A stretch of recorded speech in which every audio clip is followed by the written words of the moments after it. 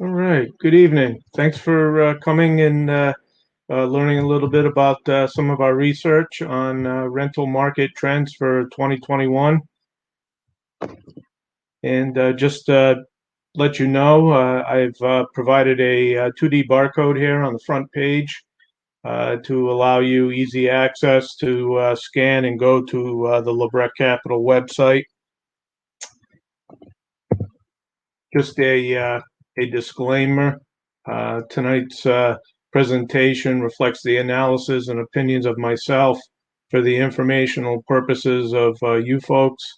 LeBrec Capital or myself make any representations or warranties about the accuracy and the suitability of any information in this presentation. This presentation consists of materials prepared exclusively by me and is provided during this event solely for informational purposes only. This presentation is not intended to constitute legal, investment, or financial advice. So I think that, it's fair to say this has been 2020 was quite a year with the pandemic, and the housing market and property management market was affected just as much as any other industry. We all had to change and pivot to succeed. And instead of talking, all about the negative things that have occurred to the industry, although we will talk about some facts and trends that we saw, we also want to discuss some other trends beyond or as a result of the COVID pandemic. So, some rental, tenants had a tough time paying their rent, was shown in the data last March to April and subsequent months following, continued to slip as certain classification of properties were affected more. The A less so than the B and C class properties.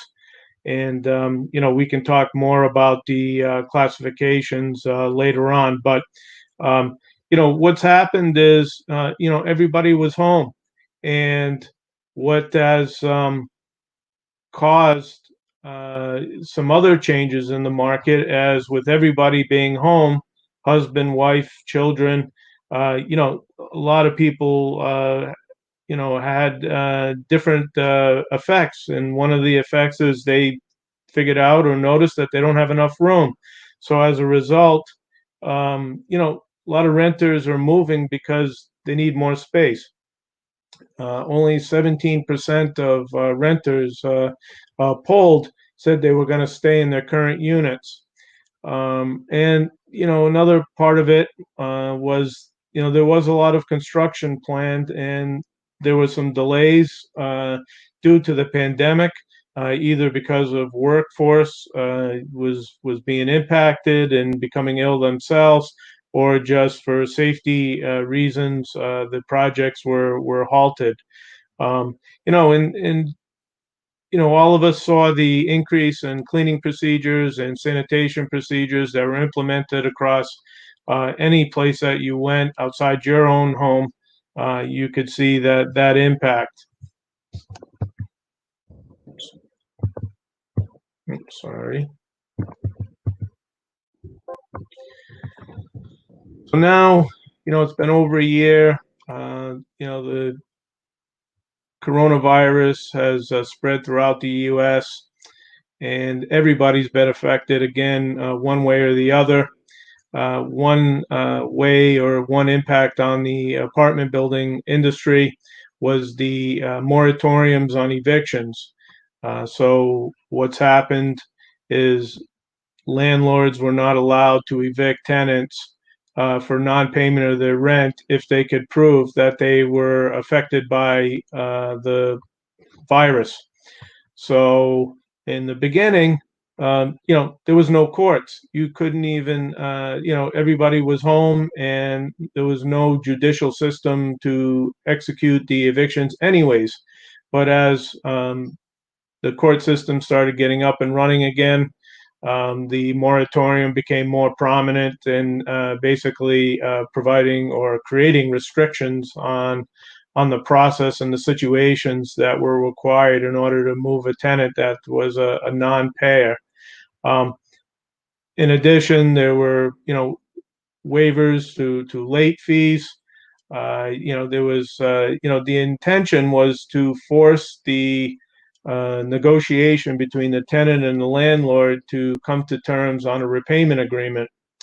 And in some cases, landlords were really upset, felt that the government was, or, some landlords were in very financial straits, and they had to resort to, certain actions, and they were, trying to lock out tenants so they can move the unit and rent it out and get some income moving so they could pay their bills. So as a result, the courts had to instill, there were certain lawsuits that were imposed to those type of landlords. So as a result, there was this temporary halt of evictions, and you can see that this was very powerful in many different states. Here we've surveyed, we looked at Maryland, Virginia, South Carolina, and you can see how high before the pandemic, how high the eviction rates were. This moratorium definitely helped keep a lot of people in their homes, and I know the government's intentions are try to stop the spread and keep people safe and keep them off the streets, and until we can get through this financial hardship. And the result of that, and the other side of the coin is, there was a lot of landlords that were affected because they had no rental income, and there was no assistance for the landlord. Now, there were some provisions or some monies available for tenants to apply to, but the tenant had to apply, and tenants don't usually, or some do and some don't actually follow through and fill out the paperwork in order to get the assistance. And so, at any rate, landlords have to be, active, helping the tenant to identify where the programs are and to help them fill out the paperwork.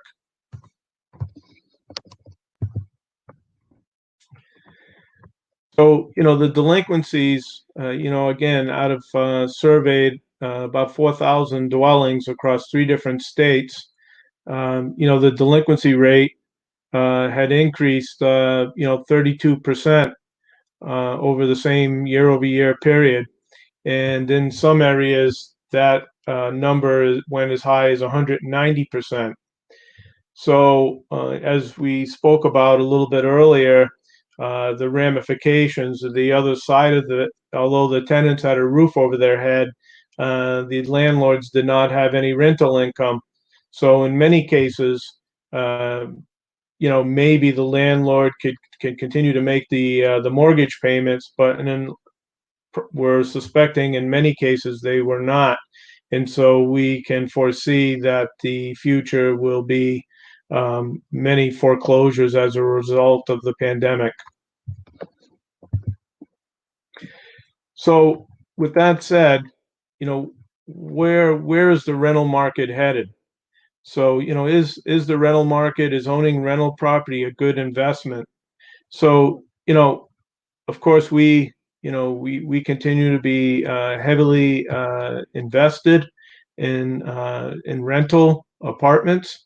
But so obviously my answer is yes. Here's a gentleman working in the property management side of the business. in the bottom line that we all have to realize that tenants aren't going anywhere, and the rental market is a good place to invest, and tenants will get caught up, and they'll have to get caught up because they're required to get caught up, and so renting or owning a rental property is a good investment. So what can landlords do during these times? One of the things is, is financially distressed it is to a landlord. It's hard to stay positive, but keeping a long-term view is the best policy here. And again, owning a rental property is going to be a great investment for your portfolio. So, and one could honestly say that when everybody else is running, as Warren Buffett used to say, when there's blood's in the street, you should be running towards the street to try to find some good deals. So, the future could be that there could be some good deals coming to the market and a good time to invest in apartment buildings. So as a result, in even pre-COVID times, fortunately, technology was already underway with trying to move the market to more of a consumer allowed tool for virtual tours and self-guided showings. So, if you, as you can notice here, the statistic is that 17% of residents surveyed said they prefer to tour a unit in a building without a leasing agent. So, giving the power into the consumer and allowing them to make schedules, do showings on their own time, is very rewarding to most people, and in this case was already underway pre-COVID, and then when COVID came along, it really moved this platform along. So, as the platform was there, a lot of the agents and property management companies weren't quite up to speed yet. So, this group of professionals needed to engage the virtual tours. And the virtual tours are, a nice online platform. And we're going to talk a little bit about some of the apps that are available for people. The self-guided showings require a little bit more technology and an investment from the agents and property management companies. You need an electronic lockbox. The property must be vacant in order for self-guided tours to be able to be allowed. So, there were some things that the leasing agents and property management companies needed to do in order to continue to show properties either for sale or for rent. And that was the challenge for this group of people in the 2020 timeframe. So, as I mentioned, we're going to talk a little bit about some apps. The apps really had accelerated in the development in these platforms. Some here, we're not endorsing any one of these apps, but just wanted to share these apps with you to give you kind of a head start if you're interested in engaging this technology. RealLink. RealLink is a nice web-based platform, and just some pieces of information that can be added to this platform to provide the consumer with a great experience. The kind of things would be a unit video, property tour, move-in video, some resident testimonials, or even a neighborhood video. So, the consumer can really learn a lot by looking at these videos. And Rently is another one.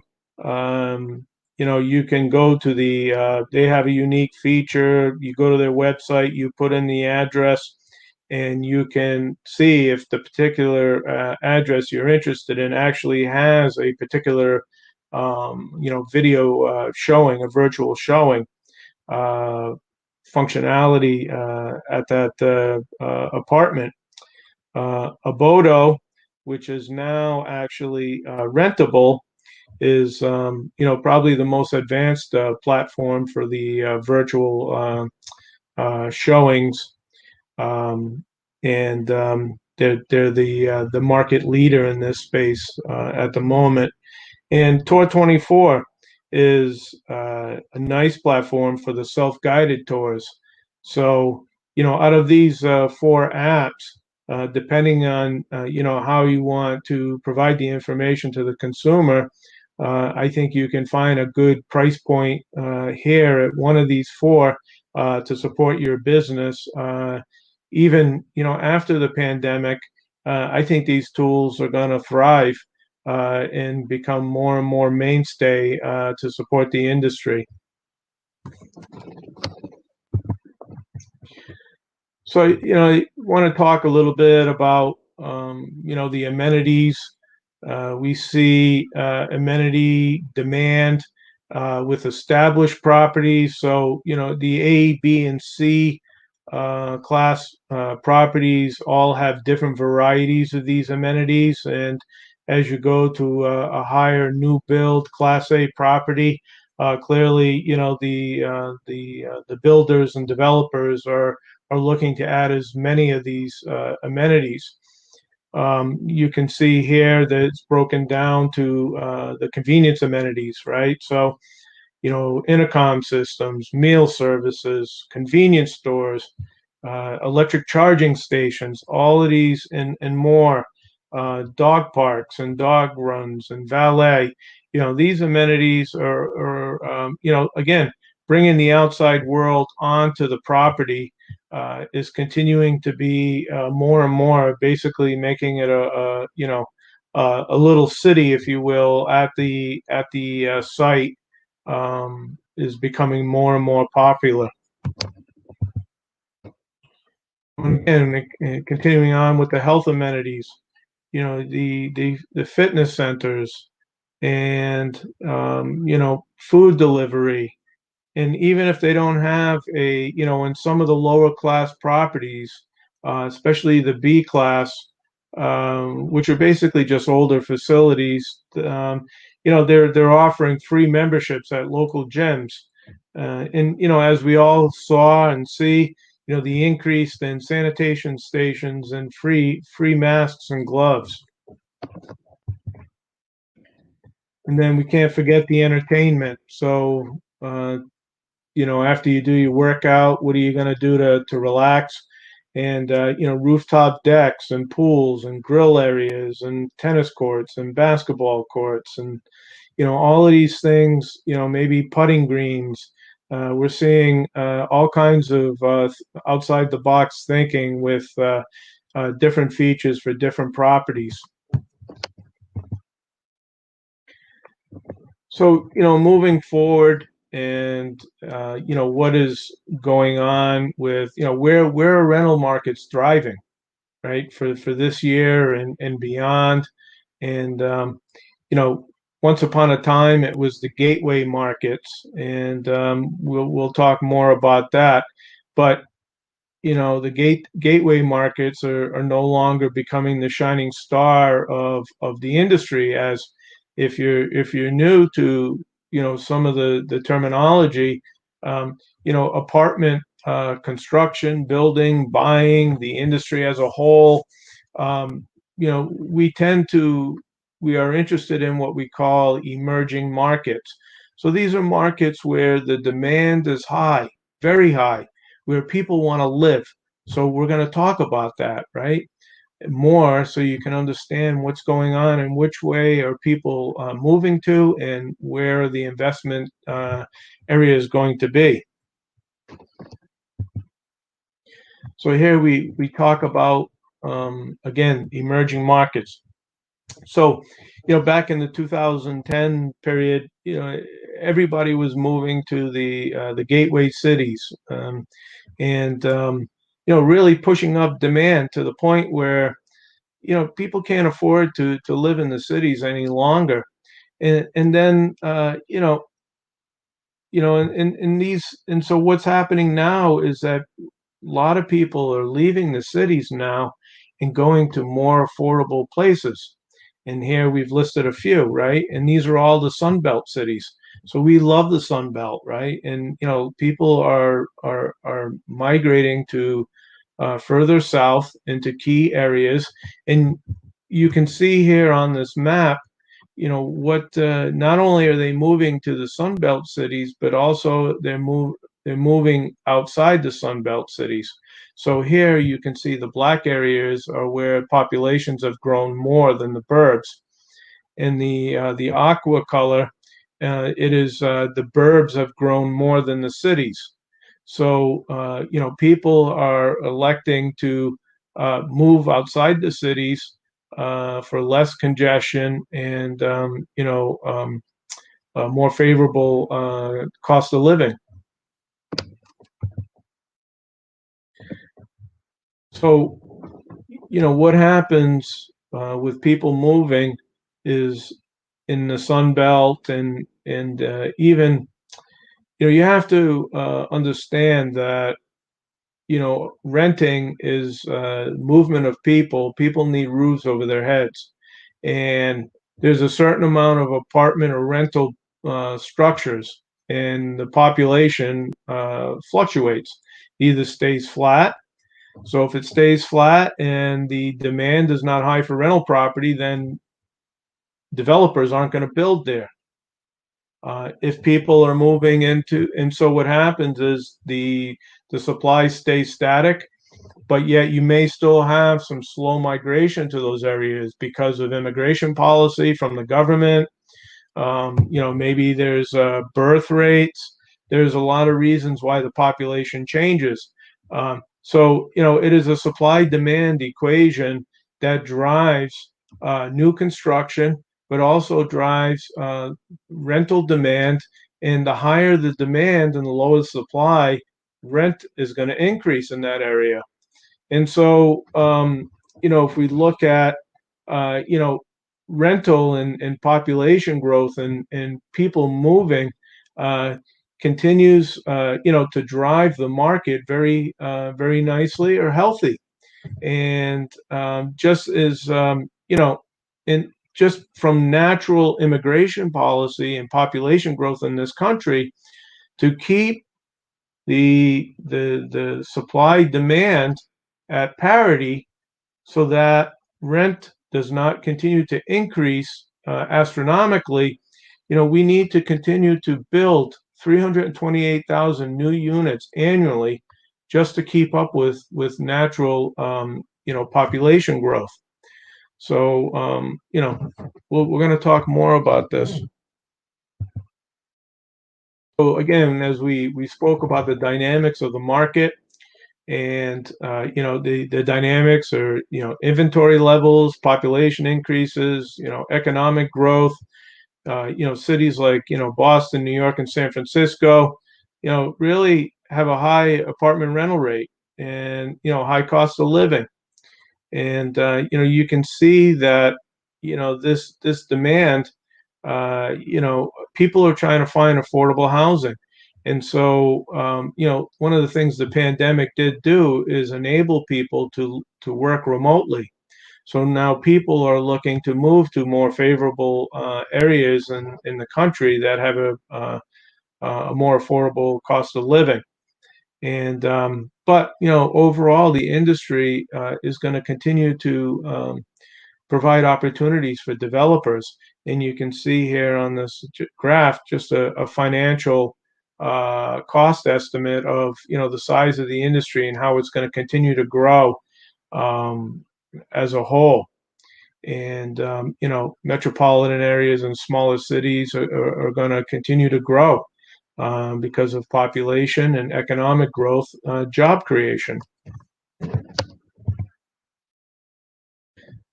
So, as we're into spring and summer, people are moving. This is the time. And there's a lot of activity. There's going to be a lot of movement, and we're going to keep our eyes on, again, where are the populations going. We're going to be looking to identify those hot markets where we want to look at the next market that's going to be on the move. And we're actively looking and performing research to be at the right place at the right time.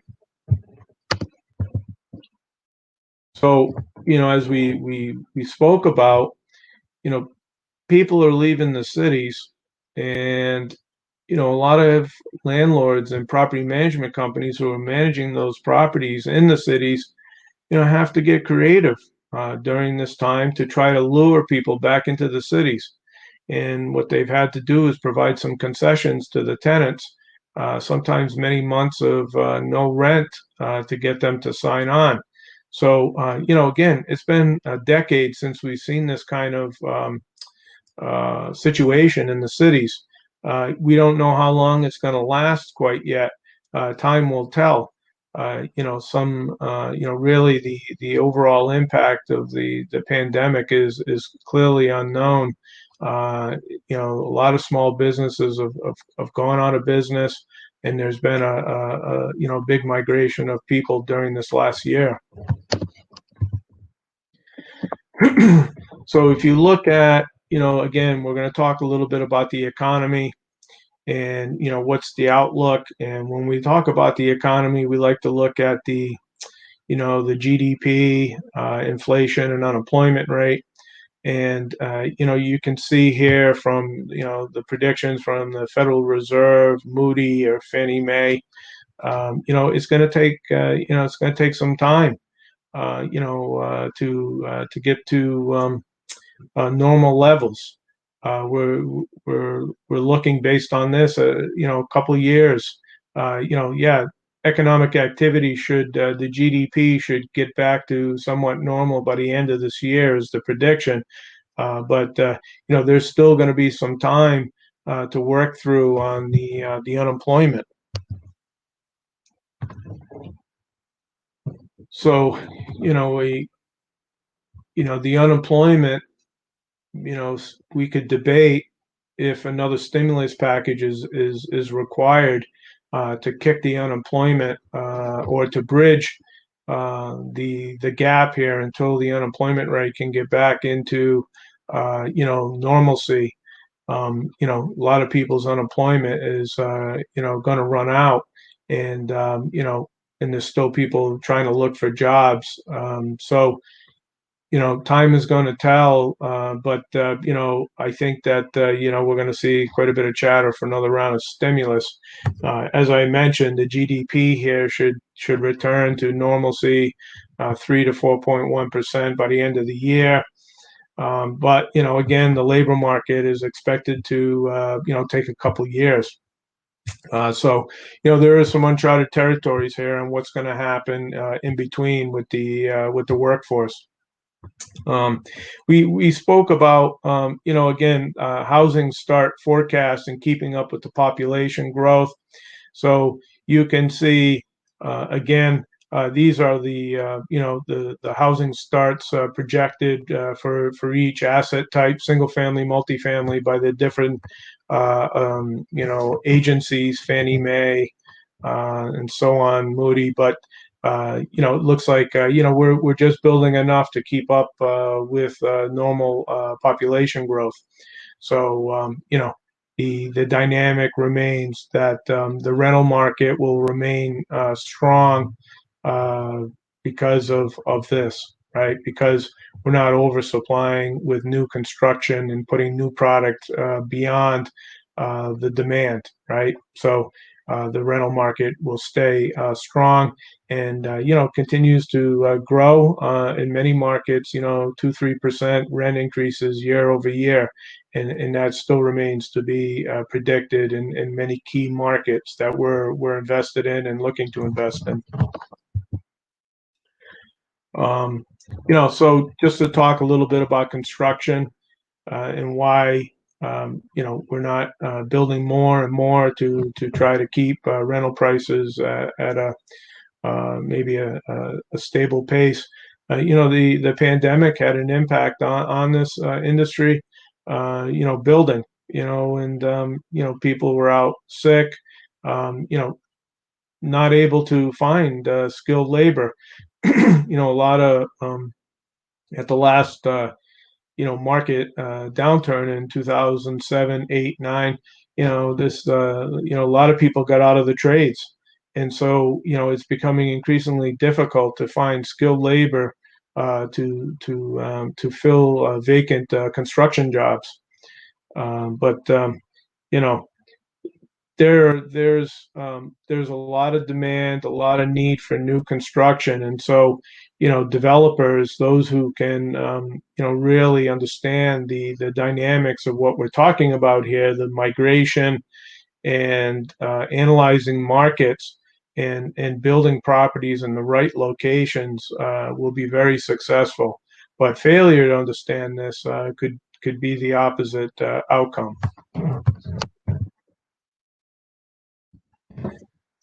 So, here again, we're, talking about, supply of multifamily construction projects. There's still some being constructed. There's over 370. We talked about that. 383,000 are predicted by Fannie Mae in this space. But they're at capacity, and we need more construction. Some trends we talked about the amenities, and again, just to talk a little bit about the trends that are being built in these new facilities. Increasingly, technologies, charging stations for electric vehicles, smart features in the rooms themselves to operate the temperature, the lights, all of these artificial intelligence systems. One of the other bit of headwinds in this construction space is the competition for land. So, companies like Amazon and Walmart are buying up land in these same markets to build warehouses in strategic locations to store goods before they're deployed to the end consumer. And so, builders of apartment buildings are coming up against this kind of, headwind. One of the other things we see is, sustainability features in these new constructed buildings. So, we call it the green wave. So, it's co-living. It's living without making an impact on the environment. It's the carbon footprint. So, there are demographics, millennials, um, empty nesters that are, interested in these kind of features. And another headwind in this industry is, again, we talked about the labor shortages, but also the supply chain. So builders are getting a lot of their raw material. The price of lumber has doubled and tripled this past year for a standard 2x4 piece of lumber. And so a lot of this lumber either came from Canada or some other components of the construction are coming from China. And, these supply chains have all been affected and have made it much more difficult to stay on budget or to deliver, the same product for the same price. And so, we're seeing a big pressure. One of the things is, housing, right? Housing, we can all see it. Again, supply and demand. There's, waiting for a new home to be constructed. It could take longer than you care to wait, but try to find an existing home that comes on the market and look at how many people are bidding on that same home. So, there's just not enough supply in the market for people at the moment. So, um, some other features, fiber internet. So everybody's looking for, streaming TV, and all of this uses data. Pet friendly amenities again, and so increased demand among key demographics. We talked a little bit about that, and we're going to talk, some more about that. So, what demographics, which one is, increasing in the rental pool? Well, we talked about it. The millennials are delaying home ownership, and retirees are selling their home and they're deciding to rent. So, you have a lot of different demographic groups interested in renting, and so you know, working and developing and managing properties with this kind of a demographic pool requires, uh, you know, uh, hiring and recruiting people who know how to manage, multiple different demographics. People with different backgrounds, different beliefs, on a property.